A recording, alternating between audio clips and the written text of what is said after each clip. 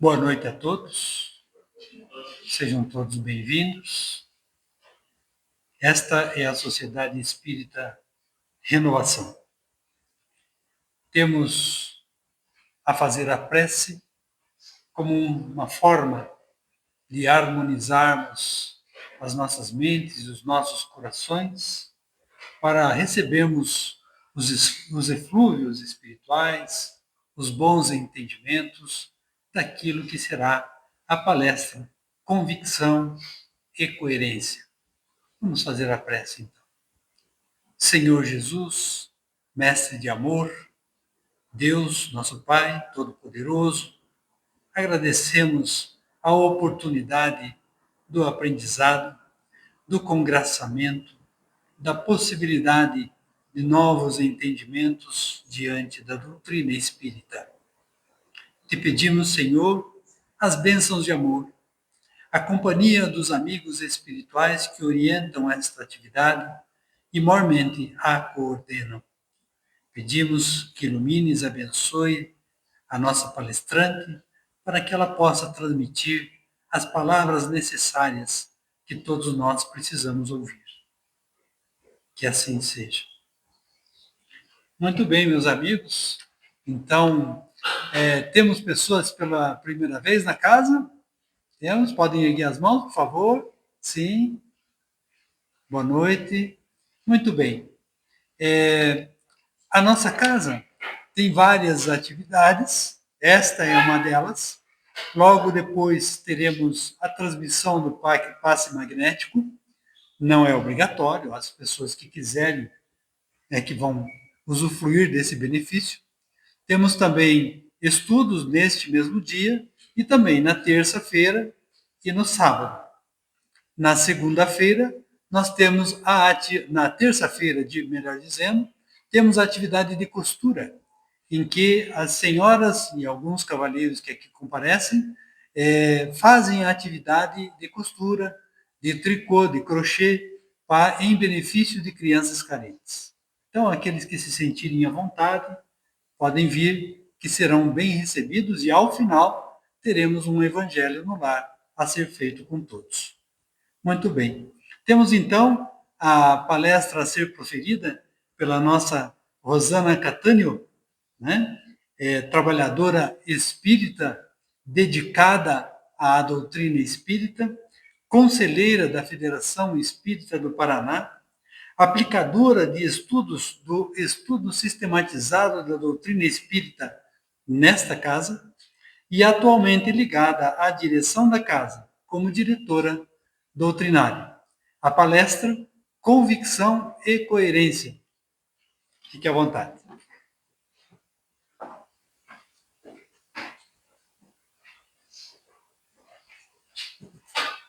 Boa noite a todos, é um prazer estar recebendo a todos aqui. E é interessante a gente visualizar, porque essa convicção e a coerência, muitas vezes, são desenvolvidas no decorrer da nossa existência enquanto doutrina espírita, enquanto conhecimento que a gente vai adquirindo.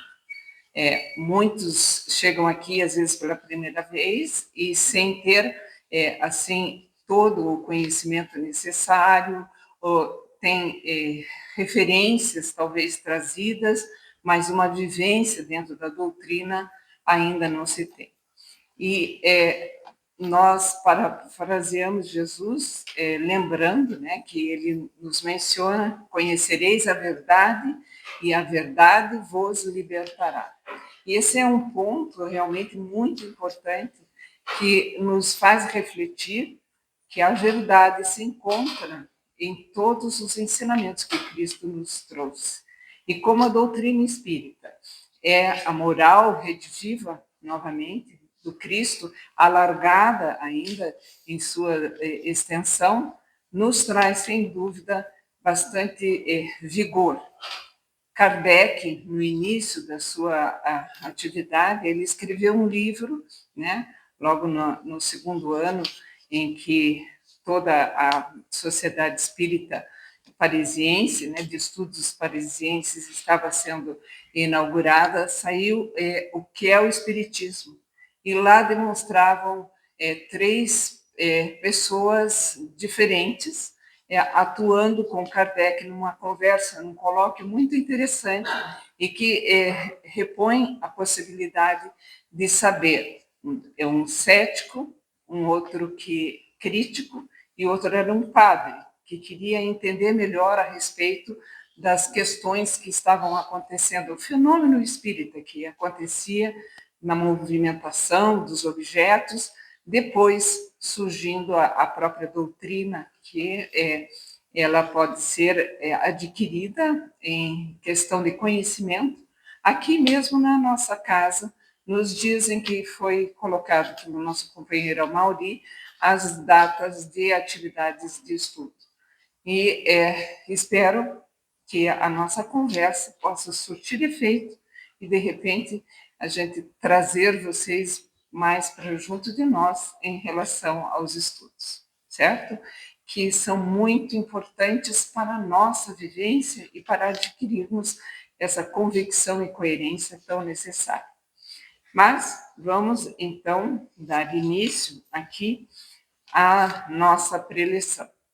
Nós estaremos falando de uma atuação de uma família que foi desfeita por inveja de romanos que atuavam em Tarso e onde o pai, por requerer o seu local de trabalho anterior, acaba perdendo a vida e seus filhos, o filho que era o Gesiel, acaba se tornando escravo e a filha tenta fugir, porque ela ficou sozinha, era uma moça ainda em tenra idade e que precisava ainda obter a vivência dela, fugiu para companheiros e que sabiam que também estavam fugindo do local ali pela atuação e desmedida em que ocorria entre os romanos, querendo assambarcar as riquezas do povo daquela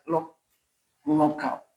E seguimos daí, depois de muito tempo, como está mostrado aqui, realmente não é essa a figura que a gente espera de uma pessoa como Saulo de Tarso, que venha a ser mais o noivo de Abigail, a moça que fugiu com uma família lá de Tarso para a cidade de Jerusalém. Morava numa estrada de Jobe, né, numa chácara, e eles lá, a família, esse senhor, a esposa e agora a filha que eles albergavam, que era Abigail, encontra-se com esse rapaz, cuja origem, na realidade, ele era de família judia, rica e, sem dúvida, extremamente respeitada, abonados todos eles. O pai de Saulo de Tarso era Qui, e era uma pessoa muito bem posta dentro da sociedade. Moravam em Tarso, na Cilícia, que hoje é a Turquia. Então, a feição de uma pessoa turca não deveria ser essa, mas ele porque seriam cabelos mais escuros, olhos não claros, mas como isso é de uma tela cinematográfica, os atores não encaixaram direito no perfil turco, mas está representando Paulo de Tarso. Este rapaz, ele foi desde tenra idade, não se sabendo se ele, na realidade, ele era primogênito, mas ele tinha um outro irmão, que Atos de Apóstolos aparece Saulo, né, mencionando de um irmão que morava em Damasco. Mas o que é interessante a gente perceber que ele, desde tenra idade, ele recebeu auxílio de um preceptor, ou seja, de um professor de altíssima qualidade, que era Gamaliel. Ele era um famoso rabino, um fariseu por excelência, teve toda a sua formação, e ele era extremamente bem quisto em Jerusalém, e Saulo iria ser colocado no lugar dele para a sua formação, vamos dizer, a sua colocação no lugar de Gamaliel. E ele estava em grande vigor e muito feliz quando ele adentrou Jerusalém, já havia conhecido Abigail, já estavam namorando, e Abigail falava muito do seu irmão, contava para ele que um dia ainda ela gostaria de reencontrá-lo, e que ele conhecia o judaísmo como ninguém que ele já tinha ouvido, com uma eloquência muito grande. E isso passou, e quando ele adentra Jerusalém para auxiliar Gamaliel nas suas andanças, ele soube, por um amigo, de que havia um rapaz de nome Estevão, que estava na Casa do Caminho, junto com Pedro, fazendo preleções que levavam as pessoas vamos dizer, às alturas, e que exaltava a presença e a liderança de Jesus, a grandeza dos seus ensinamentos. E isso foi interessante, porque chamou a atenção de Saulo, que pensou usar como uma mostra da sua atuação ele ir à Casa do Caminho e confrontar-se com o conhecimento dele e o de Estevão, esse rapaz. Que, na realidade, Estevão era o Gesiel, irmão da noiva dele, que era Priscila, certo? Abigail, aliás, perdão, já troquei o nome, Abigail. E que isso fez com que eles entrassem em conturbação, em várias conversas e trocas de atuação durante a preleção que Estevão estava fazendo. Ele interrompeu porque ele estava agredindo, achava Saulo que ele estava agredindo as suas propostas judaicas com, vamos dizer, alimentando com situações que não eram verídicas e que ele iria tomar providências. Numa segunda ida, ele acaba tendo uma interpretação muito maior com Estevão e ele acaba sendo preso, Estevão. E havia a presença de um senhor que vinha de fora, de Roma, e eles queriam receber esse senhor. E uma das questões, além das brigas entre os gladiadores, né, haveria justamente a atuação da pedrificação, ou seja, ele seria imolado na frente das pessoas. Abigail, quando soube, primeiro, dessas atuações, ela não era nem um pouco afeita e fazia remanescer situações que haviam passado em Tarso, junto com o seu pai, que sofreu bastante, que foi também lapidado, né, na frente dela e do irmão, e que sofreu muito, e que ela não gostaria de participar dessa situação. Mas o que aconteceu foi que justamente quando ela chegou nesse dia de festividade, que eles achavam tão grandioso se demonstrar assim, Abigail se depara com Estevão, que na realidade era o seu irmão.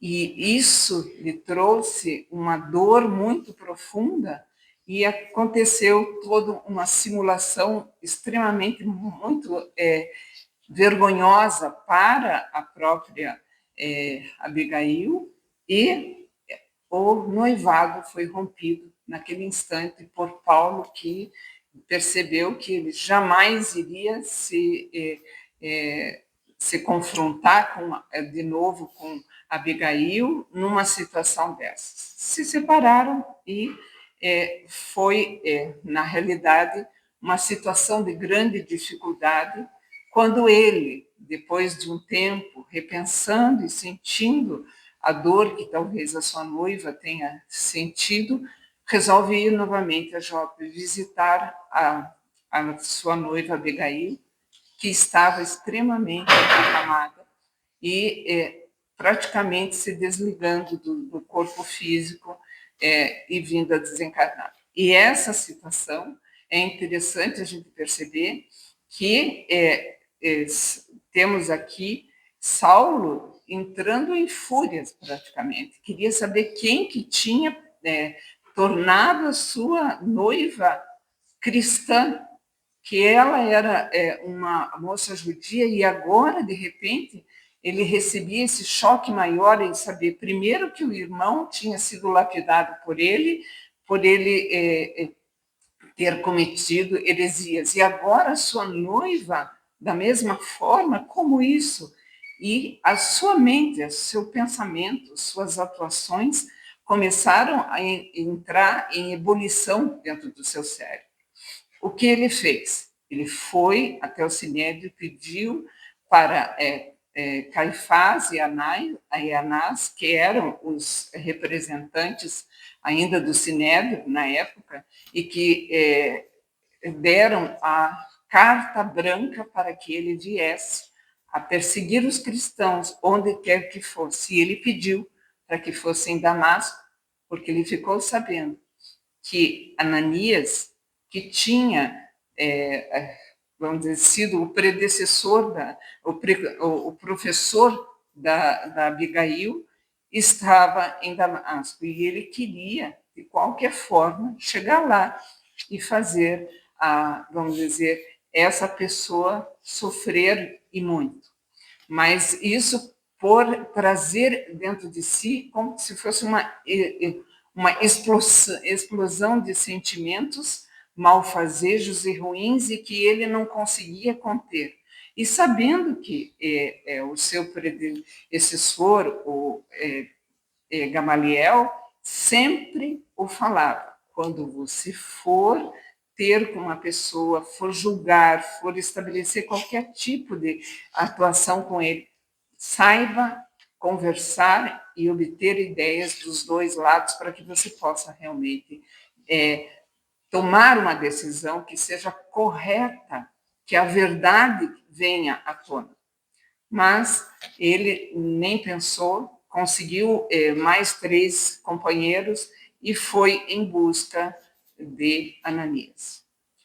Aqui, pela apresentação, a gente nota que, quando estava chegando às portas de Damasco, o nosso companheiro Saulo recebe uma visita espiritual, né, que só ele percebeu, que era de Jesus.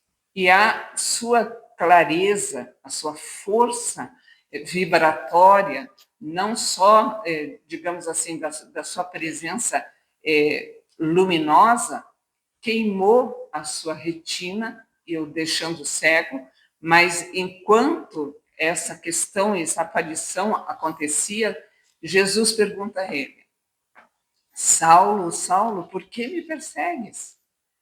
E nesse instante, Saulo percebeu a grandiosidade de quem estava com a verdade, de quem atuava e fazia com que Estevão tivesse aquela força penetrante na voz, na palavra, pela coerência do seu conhecimento, pela convicção que ele havia vivido.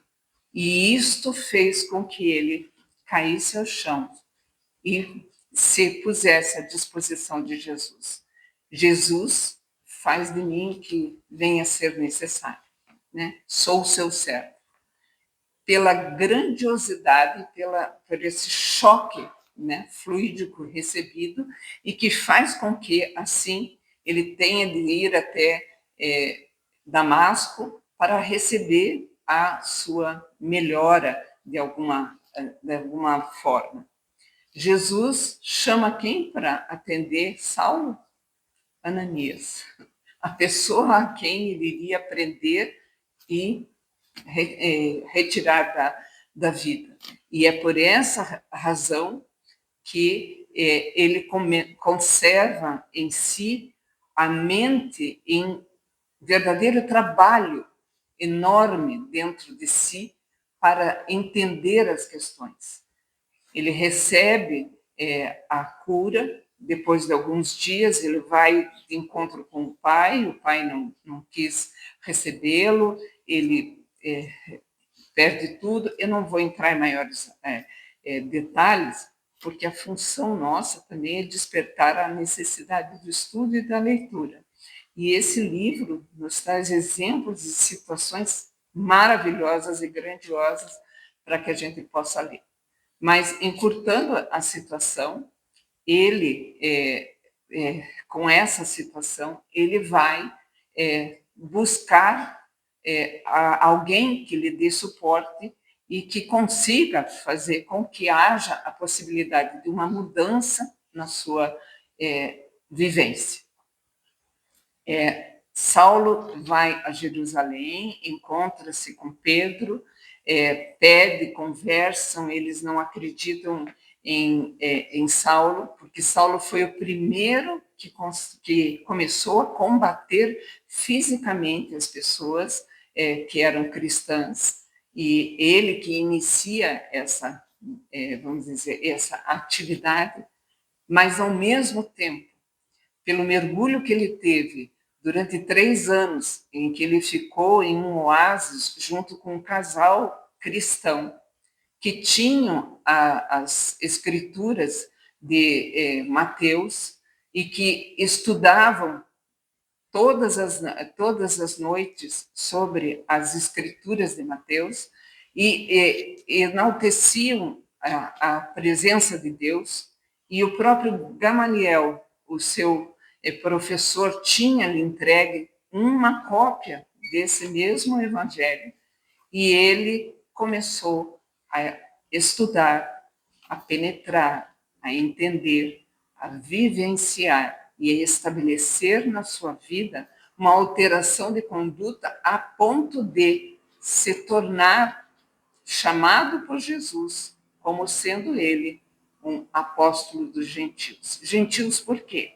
Porque eram os que não eram mais aceitos ou que fugiam das situações de desmando que estava havendo em Israel, e eram os que fugiam para outras regiões, e que foi a quem Paulo resolveu ir buscar, porque ele já tinha se convertido, estava utilizando da sua capacidade intelectiva e de verve, também numa qualidade tão boa quanto a de Estevão, e tinha condição de levar os ensinamentos do Cristo para que as outras pessoas pudessem ouvir e viver a boa nova.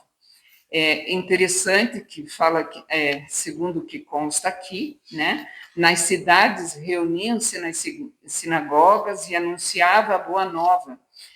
Muitas pessoas se converteram, surgindo comunidade cristã nova, mas era tudo, vamos dizer, essas comunidades eram a meia porta ainda, porque não havia aceitação do governo e das governanças sobre eles. E a integridade de Saulo, que já havia sido batizado como cristão por Pedro, recebendo o nome de Paulo, Paulo de Tarso, então, ele, em outros lugares, ele teve sucesso, né? E não teve muito sucesso entre as pessoas, e teve de escapar muitas vezes para que não viesse a ser, vamos dizer, dizimado, porque ele, em alto e bom tom, entrava na sinagoga e começava a falar sobre Jesus e sobre seus feitos, as suas atuações, o que realmente ele trazia. As comunidades fundadas por Paulo foram enumeradas, né, pelas suas viagens, conforme relata Lucas nos Atos dos Apóstolos, porque ele encontra em uma de suas viagens Lucas, que era médico e que trabalhava nos navios em onde ele se deslocou, e ele pediu que, pela condição dele, que era raríssima, de pessoa, vamos dizer, que tinha capacidade de escrever, que sabia ler perfeitamente, que ele escrevesse todas as coisas que estavam sendo feitas para que houvesse a possibilidade de repassar aos outros, que fosse ter com João e Maria em Éfeso, para que ela pudesse, ainda enquanto viva, contar sobre a vida de Jesus, coisas que em outros evangelhos não se encontram. A vida de Maria ali é que está presente. Em outras situações, realmente, ele tinha de ficar afugentado, teve de se esconder no meio de às vezes, palhas sujas para poder sair da cidade e não vir a ser, vamos dizer, terminada a sua vida ali. Recebeu achotes, pedradas, chibatadas, ele tinha o corpo todo ele, vamos dizer, cerzido pelas questões de pessoas que se revoltavam. Mas se a gente vê aqui todas as viagens que ele fez, espalhando vamos dizer, as mensagens do Cristo, os evangelhos que ele conseguia e ele foi espalhando a todas as cidades para que houvesse possibilidade de ali se formar um novo assentamento, uma nova igreja, um novo local onde a palavra do Cristo, a palavra de Deus, viesse a ser falada.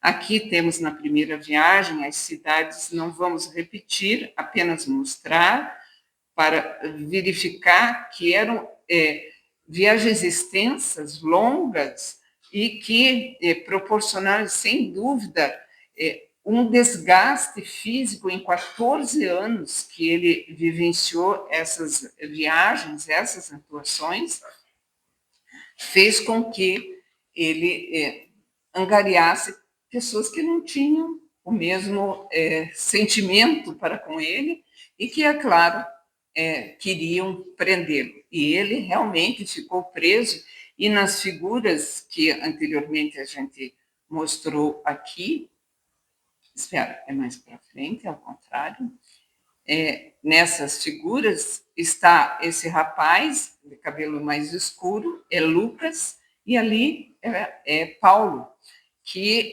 está escrevendo a cunha, ou muitas vezes era o próprio Lucas que ia pegando as suas anotações para enviar as cartas, né, a Corintos, a Éfeso e a várias outras situações que eram os núcleos principais onde ele realmente tinha uma grande quantidade de pessoas que o seguiam. O que tem-se a poder destacar, ele só percorreu 16.547 quilômetros a pé,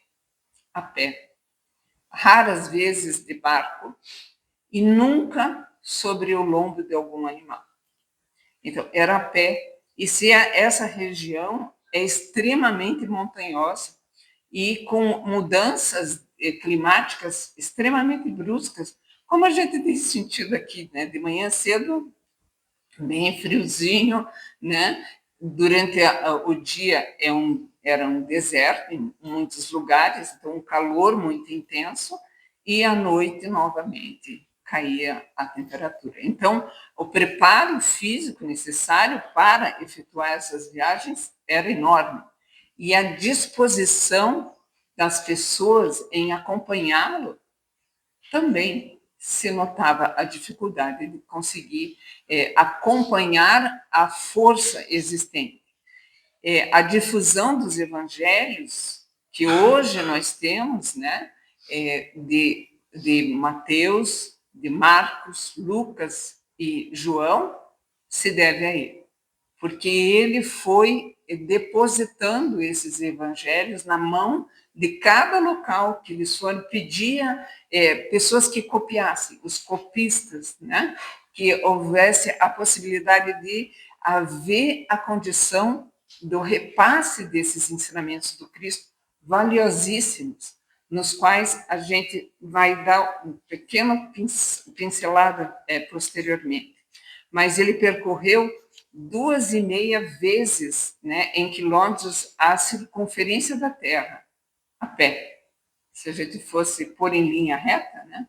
Só que não era subida e descida, porque é uma região montanhosa ou plana, mas de uma aridez muito grande. E eu fiz essa anotação de Divaldo porque é considerado, vamos dizer, o maior escritor espírita, Francisco Cândido Xavier, a gente sabe, mas que conseguiu levar aos demais outros países, em quantidade de quase 300 diferentes países no mundo, foi Divaldo, lugares diferentes, né, que ele foi. E ele depositou em cada lugar que ele foi um trabalho quase parecido com esse, em que a gente vê que Paulo efetuou. Ele fez, vamos dizer, o espalhamento da palavra do Cristo e quando Paulo fez, mas Divaldo, a da doutrina espírita, que não difere em absoluto em relação ao que de Jesus. Apenas ela está um pouco mais alargada, que a gente vai ver em seguida. Mas vejamos aqui o que seria, né, convicção, coerência, os conceitos, a aquisição e os exemplos. A convicção. A convicção pode ser definida como certeza profunda e inabalável em relação a algo. É a crença firme de uma ideia, valor, princípio ou objetivo. Ter convicção implica ter uma opinião formada, baseada em experiências, conhecimentos, valores pessoais e reflexões. Acreditar fortemente que há algo e não se abalar facilmente diante de desafios ou opiniões contrárias.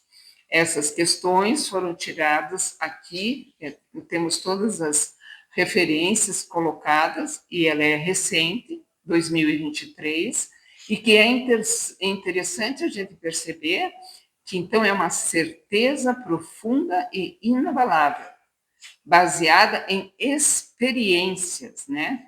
E ter uma opinião formada com conhecimento. Então, quer dizer, ela foi construída.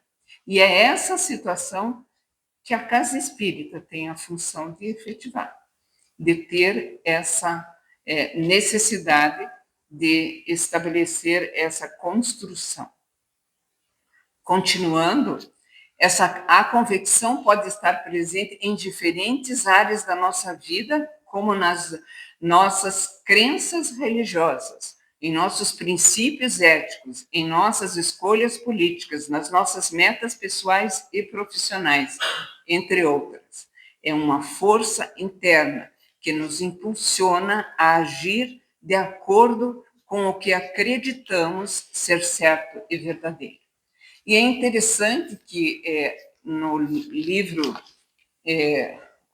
dos Espíritos, na terceira parte, ainda no primeiro capítulo das leis morais, que fala a terceira parte, tem ali a questão número 628, que nos menciona assim, mas por que, o questionamento é, por que a verdade não foi colocada já na frente de todo mundo? Porque ela é formada pouco a pouco, à medida de nossas capacidades intelectivas. Então, isso é que a verdade é como se fosse uma luz, que nem a que Paulo sofreu na vista, que ela pode, assim, vetar a nossa capacidade de ver e a gente passar de lá.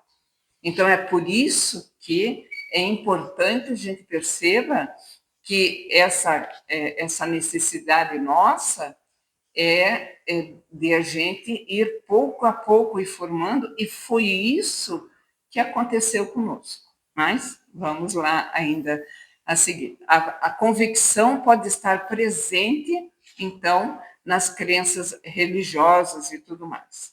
Vamos ver agora aqui a coerência.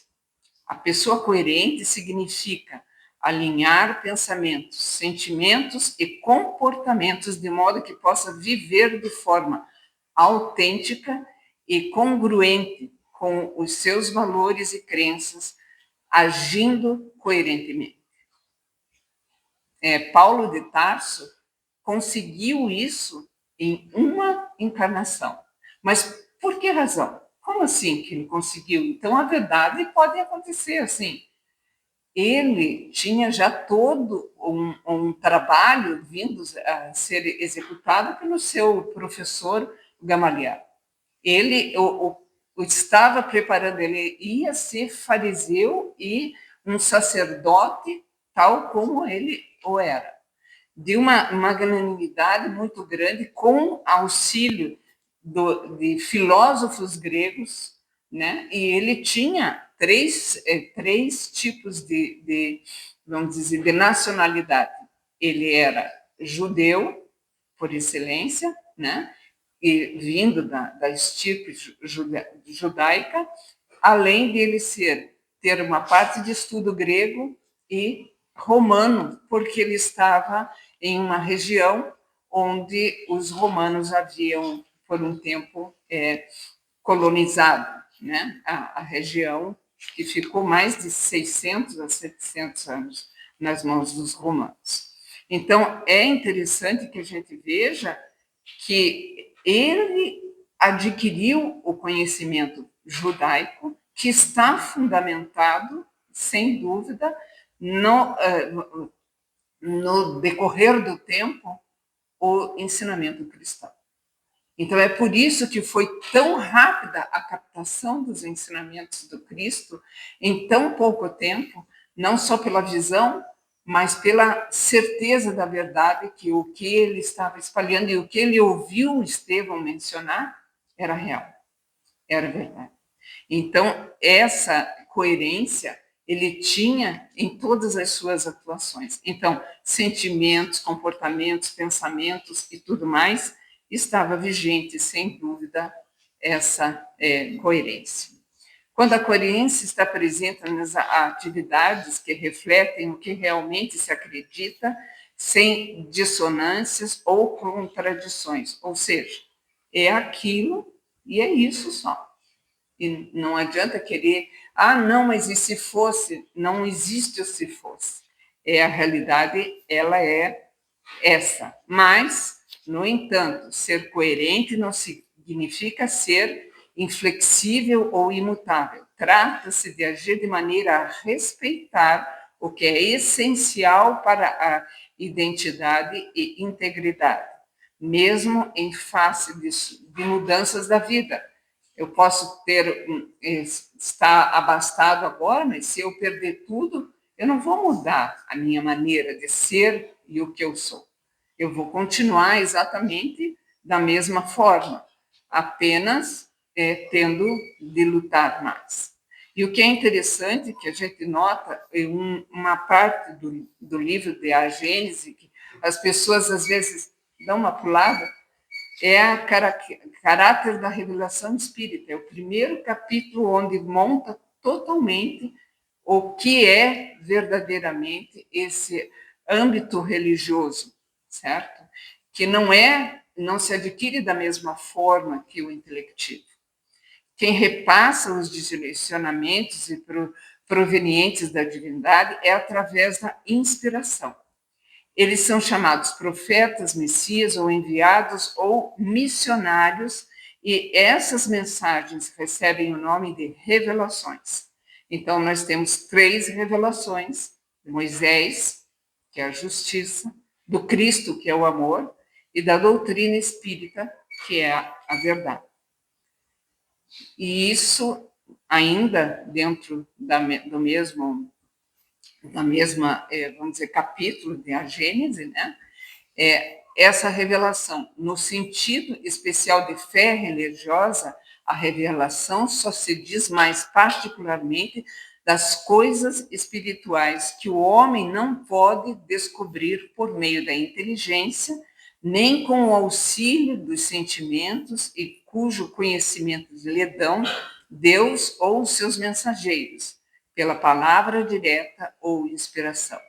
A revelação é sempre feita a homens predispostos e designados sob o nome de profetas ou messias, isso é, enviados ou missionários, incumbidos de transmiti-las aos homens. Todas as religiões tiveram seus reveladores, sendo providencial o tempo e o meio. Essas crenças vieram semear os germes do progresso, repousam em princípios fundamentais, Deus e a imortalidade da alma, que se fundirão numa grande e vasta unidade, triunfo dos preconceitos. Então, aqui, nesse capítulo, a gente procurou pegar algumas partes que pudessem a gente perceber a singularidade do que é uma convicção religiosa, trazida através dessa situação, porque nós sabemos a respeito da vinda do Cristo, né, aqui há muito mais tempo, quer dizer, o Cristo sabia que viria entre nós há muito mais tempo do que a gente imagina. Já vamos ver o pouco de tempo que isso se deve. O caráter da revelação espírita, embora a doutrina espírita proceda da mesma forma que uma ciência positiva, com um método experimental, através da reunião mediúnica, observação, comparação, análise, efeitos que remontam às causas, deduzindo as leis que as regem, passam as consequências e busca as ações úteis da mesma, recebendo a conclusão da intervenção dos espíritos por eles mesmos. A situação que nós recebemos de Kardec, já colocado num livro como esse aqui, que é o maior tratado filosófico, científico, religioso, onde está toda vamos dizer, delineado toda a doutrina aqui presente. Mas o que é importante é que foram os espíritos, não é uma pessoa. Kardec colocou o nome porque ele foi o quê? O coordenador de todas as mensagens e de todas as questões, e ele usou esse método experimental. Qual que era o método? A universalidade da sua técnica. O que era dito em Paris era dito em várias outras capitais ou lugares mais afastados do mundo, e que se convergia, aliás, essas questões para Paris através das cartas que Kardec recebia. Kardec punha um assunto dentro da Revista Espírita. Aquilo é verdade? Isso viria a ser vamos dizer, aceito ou não, se viessem as cartas dizendo, nós recebemos isso, recebemos de fulano tal coisa, e mandavam as mensagens que tinham recebido. Isso dá a informação dessa universalidade. E isso dá a importância de se saber, na realidade, que as verdades estão contidas também ali. Essa convicção e coerência, apenas nós pusemos aqui. Há 4.006 bilhões de anos, o sistema solar começou a ser formado. A gente não tem nem ideia, não consigo nem ver quantos zeros atrás são, mas há 4,5 bilhões de anos, Jesus já sabia que viria aqui na Terra.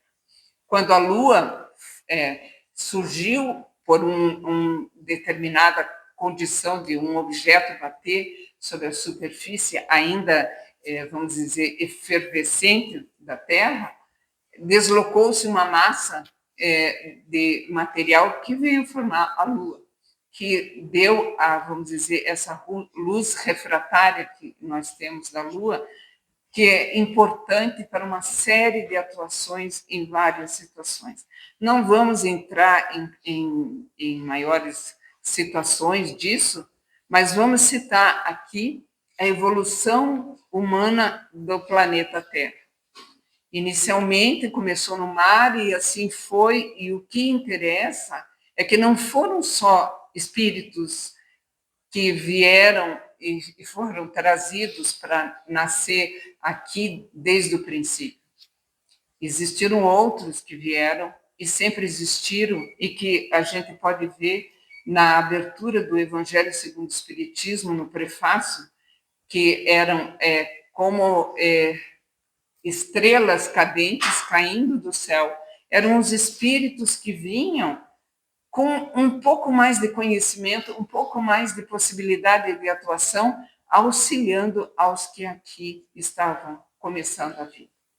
E é claro que se a gente se debruçar em cima de outros livros, A Caminho da Luz, que Emmanuel escolhe, e uma série de outros, nós vamos ver que a ciência e a religião, elas estão se convergindo nesses aspectos de formação e de vinda de outros espíritos de fora, porque chegaram aqui com outras situações na mente e com achados quase que recentes de materiais e de situações que impossível os arquitetos e os materiais que nós temos de instrumento facultarem a produção de várias das edificações que estão se achando no mundo. Então, fica fora de cogitação. Isso corrobora com a coerência e com a convicção, porque vai trazendo para nós a certeza de que realmente aquilo é verdadeiro. O que diz a doutrina? A crença em Deus e na imortalidade da alma é ponto central de muitas religiões e sistemas filosóficos. Isso está no Livro dos Espíritos, na questão número 6, apontando que não somos só nós que acreditamos. O que ela traz é a moral do Cristo, que é fundamental. Mas vejamos aqui, a ideia de que a alma humana sobrevive à morte física é contínua a existir em outra realidade, e que um conceito fundamental para diversas crenças que muitas vezes se entrelaçam com a crença de uma divindade ou força superior que rege o universo e a vida após a morte. Também no Livro dos Espíritos, na questão 222. Então, a gente percebe que está tudo dentro da doutrina espírita. Essas são as três revelações, Moisés trazendo a justiça de Deus, né, que é amar a Deus sobre todas as coisas, e as demais outras leis, que seriam a justiça humana, de não roubar, não matar, não, né, e que conforma essa situação. A segunda revelação do Cristo, o amor. Ele fez uma conjunção dos profetas e das escrituras, Deuteronômio e Deuteronômio e dos... Fugiu agora, já volto. E que essa tudo que continha dentro dos livros da Bíblia, né, do Velho Testamento, e que fez com que a gente tivesse também amar a Deus sobre todas as coisas, mas com um propósito diferenciado, e o próximo como a nós mesmos, tendo de amar a Deus para amar o próximo e o próximo para amar a Deus, e fazendo com que, com isso, a imortalidade da alma e o nascer de novo, que Cristo colocou como ponto fundamental, servisse para desenvolver o nosso reino dos céus, o reino de Deus em nós, que é o quê? A nossa consciência, formar a nossa consciência.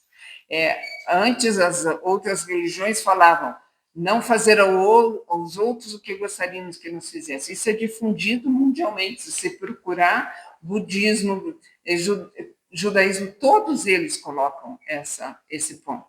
Só que Jesus não fez isso. Ele fez uma questão proativa.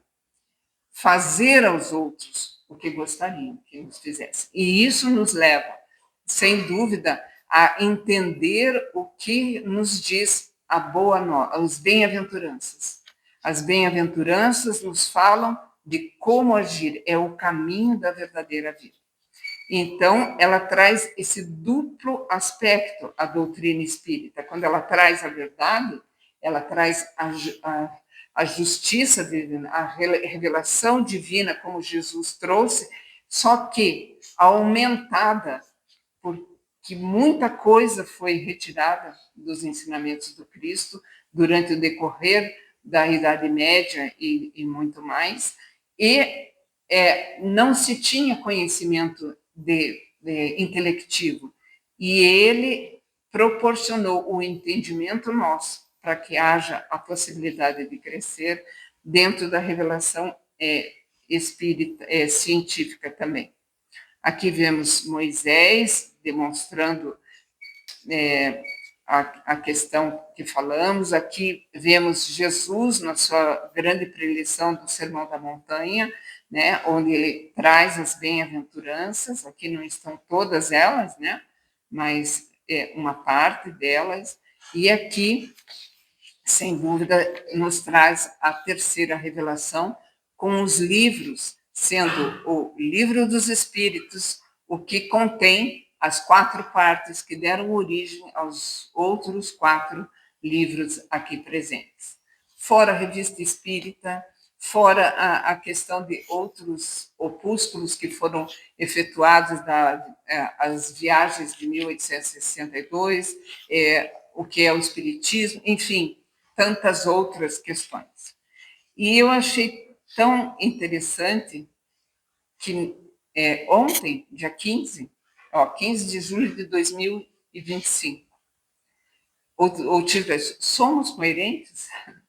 E é interessante porque não foi nada combinado, não foi nada. E aqui retrata coisas fáceis, úteis e que conciliam a nossa atuação, de fazermos pequenas coisas. Não, a gente reclama que os bueiros estão cheios de sujeira e daí quando chove alaga tudo. Mas quando a gente chupa uma bala, um chiclete, alguma coisa, o que faz com o papel?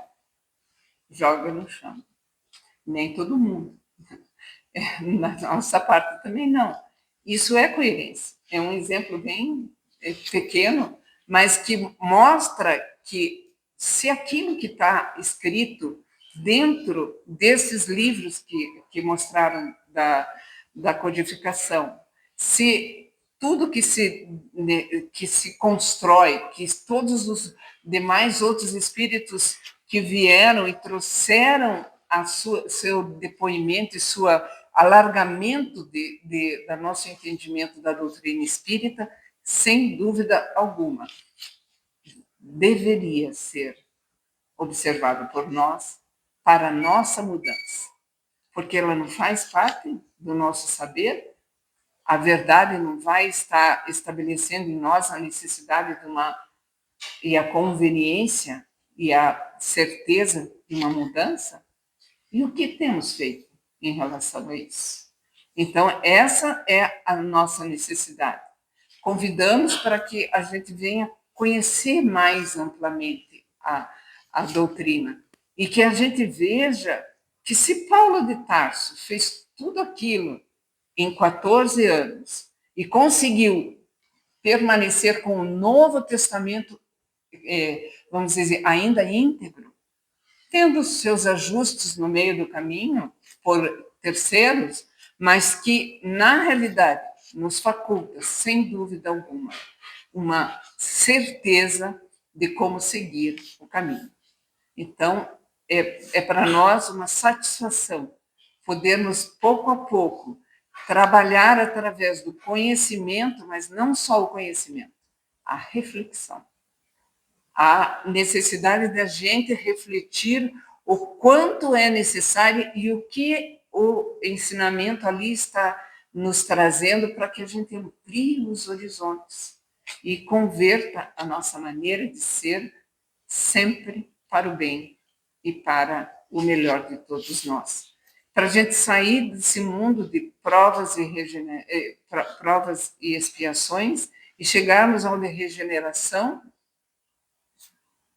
ainda, vamos dizer, sem mudanças de planetas. Eu não gostaria, porque a necessidade de nós permanecermos aqui identifica a nossa possibilidade de termos melhorado, de termos conseguido ficar em um mundo onde já existe uma quantidade de bem e de mal que estão quase equilibrados. Só vai depender da nossa vontade. Eu não gostaria de ir para um outro, porque para cima eu sei que, em absoluto, há condições de mundos maiores. Mas para baixo nos levaria a sermos predecessores de espíritos menos evoluídos. Mas o sofrimento seria grande. Seria isso que teríamos na conta.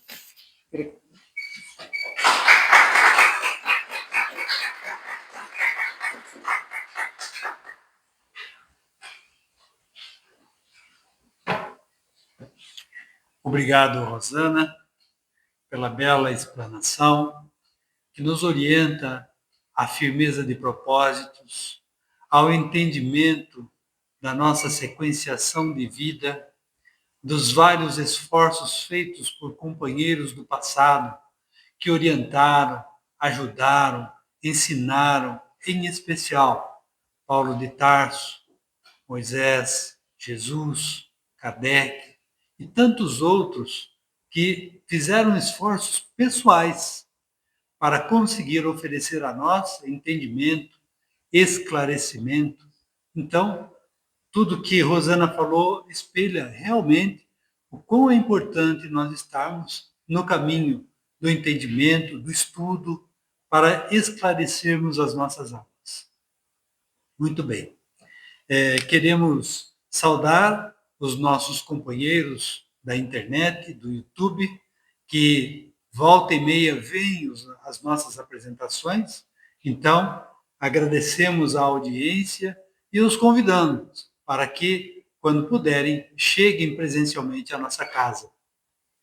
Queremos lembrar que temos uma equipe de trabalho que mantém toda essa estrutura, que tem lá a Beth, que fica na recepção, o João Carlos, que fica ali na filmagem, né? A Ana Maria, que, peraí, deixa eu ver, não está aqui neste momento, mas é quem faz todo o agendamento dos palestrantes, né? Então, temos todo um grupo de trabalho que oferece a possibilidade de tudo isso estar organizado. Muito obrigado. Lembrando ainda que nós temos a atividade do plantão do passe, das 17h30 às 18h30, todo sábado, independentemente de ter feriado, Natal, Ano Novo, não importa. Nós temos essa atividade e também aqueles que precisem bater um papo, conversar à luz do Espiritismo, chamamos diálogo fraterno. Fiquem à vontade, só pedimos que, quando for o caso, nos avisem com um pouquinho de antecedência para prepararmos o casal que vai conversar com a pessoa necessitada. Ok? Muito bem. Então, vamos dar sequência à nossa atividade mediante uma prece e, logo depois, o passe. Não há necessidade de deslocamento, serão chamados para o passe nos seus devidos lugares. Bem tranquilo. Ok? Então, vamos lá. Deus, nosso Pai, Senhor, Criador de todos nós, Criador do universo, mantenedor de nossas vidas.